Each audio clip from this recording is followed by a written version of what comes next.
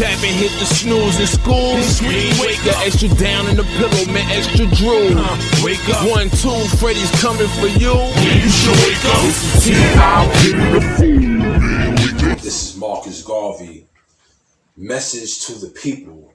The course of African philosophy. Right? His first chapter was very intriguing. It's lesson 1. The title of this chapter is Intelligence, Education, Universal Knowledge, and How to Get It. Right? So it says this: you must never stop learning. The world's greatest men and women were people who educated themselves outside of the university with all the knowledge that the university gives. And you have the opportunity of doing the same thing the university student does. Does read and study. Right? So he goes on, he says, one must never stop reading. Reading everything that you can read that is of standard knowledge. Don't waste time reading trashy literature.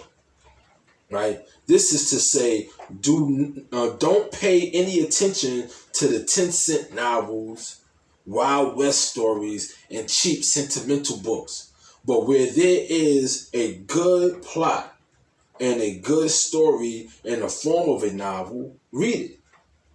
It is necessary to read it for the purpose of getting information on human nature. The idea is that personal experience is not enough for a human to get all the useful knowledge of life, because the individual life is too short. So we must feed on the experience of others.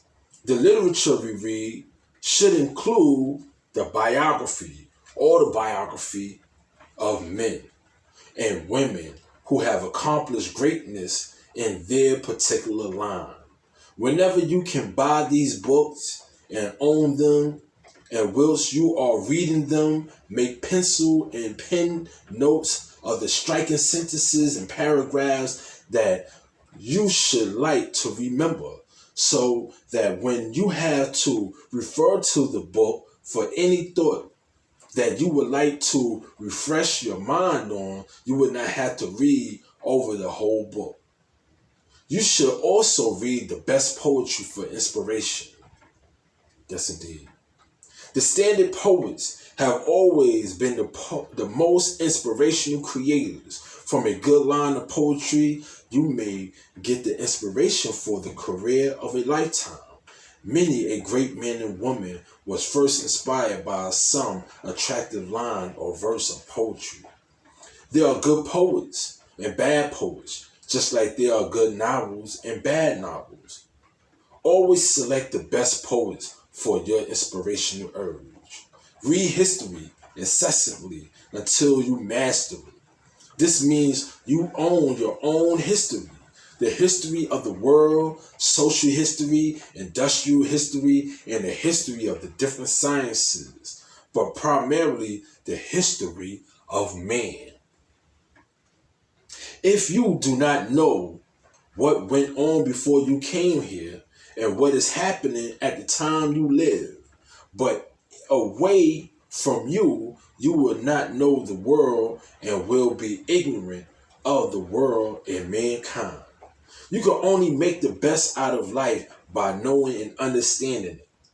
To know, you must fall back on the intelligence of others who came before you and have left their records behind.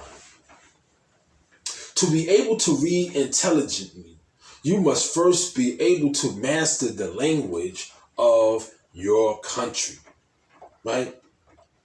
I know many people have a problem with that because, with some people, they'll have you believe that the English language is not our language. That somehow the European race was so intelligent that they came up with their own language. These are people that, at one time dwelled in caves. So now they creating languages. They creating English, French, Spanish, Latin, German, the Germanic languages, and Russian. I said somebody had to teach them if they didn't know nothing at one time. So Garvey goes on to say this. He says, to be able to read intelligently, you must first be able to master the language of your country. To do this, you must be well acquainted with its grammar and the science of it. Every 6 months, you should read over again the science of the language that you speak, so as not to forget its rules. People judge you by your writing and your speech. If you write badly and incorrectly, they become prejudiced towards your intelligence. And if you speak badly and incorrectly, those who hear you become disgusted and will not pay much attention to you, but in their hearts laugh after you. A leader who is to teach men and present any facts of truth to man must first be learned in his subject. That made me think about an experience I had years ago. This was quite some time ago. I'm a young brother in the Zulu Nation. I'm 41 years of age at the present moment. And I joined the Zulu Nation when I was like 14 or 15 years old. And, we was quite active in the street. And I remember at times I had about 100 men in my roster, maybe more than that, 200, And this was just my chapter by itself in Jamaica, Queens. And there was an issue going on Hot 97 radio station in New York City. And the morning show host that many of you know by the name of Miss Jones, she was an R&B singer as well. She had a couple of hits. But she was the host of the morning show on Hot 97. And she made some disparaging comments about I forget what country it was, but somewhere in Asia. The tsunami had hit and killed a lot of people. And Miss Jones made some comments about it, and people were dissatisfied with her. And Africa Bambaataa, who's the founder of the Universal Zulu Nation, he contacted me, and he wanted me to bring brothers from my chapter to come out to I think it was Union Square Park, where they was holding a protest rally towards Hot 97, and Ms. Jones making these comments about the victims of this tsunami that took place a long time ago. And if you remember the time, the date, the incident, the country that was affected by it, put that in the comments. I would like to remember that. I can't remember at the present time. But Miss Jones made these comments, and it was mad people there from different newspapers and magazines and things of that nature. So I came there with brothers from my chapter, and other chapters came to support Africa Bambaataa, because he was making some comments towards the various journalists that was there, wanting to know what was the Zulu Nation's stance on what Miss Jones said. And I can't even remember what Africa Bambaataa communicated, but Bambaataa was always considerate of people across the globe who suffered from imperialism, and stood for knowledge, wisdom, understanding, and freedom, justice, and equality. And so we're there chilling in support of Bambaataa, not necessarily in support of the event, the protest itself. But, it's just an opportunity for brothers to get out, be in mass numbers, and, and being us. So the brother M1 from the group, the rap group Dead Prez, he shows up and he see Africa Bambaataa. And he's, making the sign that he want to get through all of the brothers so that he could reach Bam and greet Africa Bambaataa, right? So, we got brothers on post doing security for him, so they make sure that nobody can't do any harm to the brother.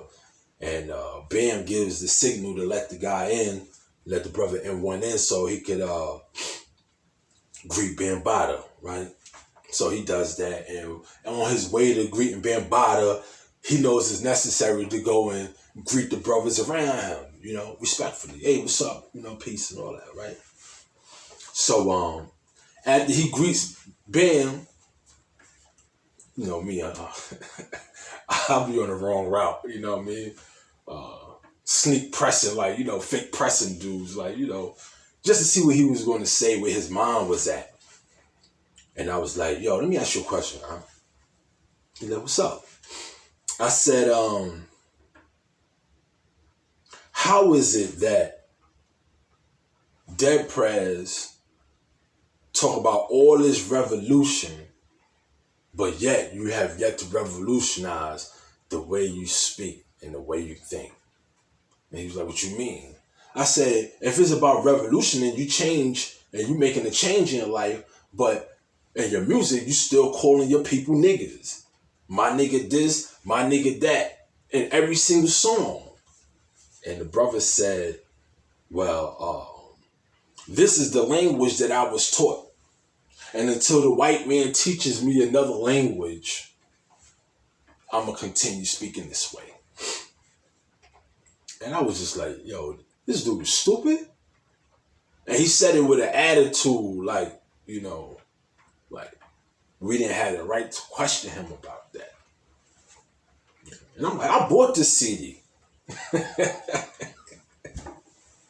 Turned off the radio. Turned off that bull, right? That was my album. I love that joint. So, I'm in the state of mind that, I no longer want to speak the way I used to speak or behave the way I used to behave because I am revolutionizing the way I think. And I watched the documentary with our good brother, beloved brother, Khalid Abdul Muhammad, former spokesman of the Nation of Islam and, leader of the new Black Panther Party. And in one of his speeches, he said about revolution, he said that the Honorable Elijah Muhammad taught that revolution is not just a change, but it is a complete constructive change. That you have to destroy everything that is non-productive, right? And rebuild so that you can be the revolution of change, right? Which is really a complete constructive change, right? So I said to myself, here this brother is making this excuse about the way he communicates. And he blames the way he speaks on the so-called white man. And he was like, kind of had an attitude and how he explained that. And my brothers was looking at me like, yo, word? Son trying to talk slick. Like, and Bambaataa looked at me and gave me that eye like, yo, you better not. Right. So the brothers was ready to get on him, you know what I mean? He was on his heels like, yo, what's up? Yo, you body slam me right quick for saying this stupid stuff. But Marcus Garvey is communicating to us that we had to become masters of our destiny. And how to do that, we had to be masters over the small things first, right? How are we going to take charge over the whole globe when the minute things in our surroundings we have yet to take charge over? We don't even know how to talk to one another. We don't even know how to call each other brother or sister anymore. We don't even know how to establish families anymore, right? Brothers don't know how to court women. Women don't know how to, be in alignment with the sun. If the man is the sun and you the moon, then we supposed to, be in alignment. That alignment is broken, So now the black man is a what's up my nigga, and the sisters are bitches and hoes, you know what I'm saying? And that's how we communicate. We listen to the latest rap song, and they talking about shooting and killing niggas, and bitches got the wop and all of that. The very little things that we supposed to have control over, we can't even control. So how is it that we're going to control our destiny?